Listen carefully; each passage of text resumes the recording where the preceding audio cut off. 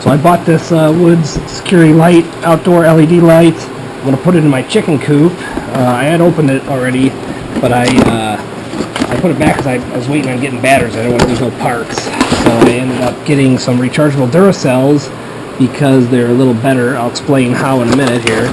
But I didn't, instructions say to run it, like to put it on the charger for 10 hours or so before you do anything. So I'm going to get my actual battery charger and charge those Duracells up. But this is the light on one set of LEDs, one bank. And that's both lights. That'll be great. So if you have a shed or whatever little dark place that you need, or in a off the grid cabin that you want just a little light on the side off your main bank, it'd be good. I'm putting this in a chicken coop.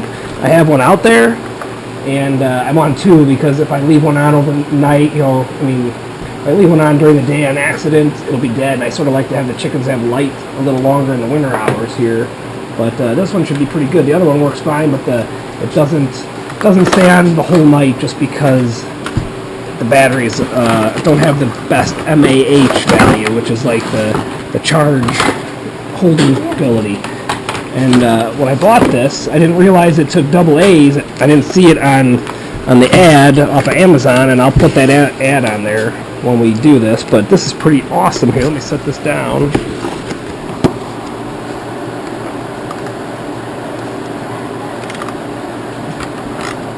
Take it off. But yeah, so the batteries that came with it, 3 AA's or 600 mAh's, which it says it could last a couple hours when it's on the low setting. So as you can see here, so it says 600 mAh, which whatever for a little light, that if you don't want to tinker with it, that works for a little bit. I want to try to get it to work as long as I can. So the light was about $40. Well, unfortunately, I bought some rechargeables from Sam's Club, so they were a lot more than $40, total with it. So I paid $21 for a pack of AA's and AA's. If you look at these are 2,500 mAh. So I'm hoping that it'll last a long time once I get it charged up, and so it'll work all night. That's my main goal of having this. So the other one I can alternate lights in my chicken coop. But like I said, I'm very happy with the brightness of the light.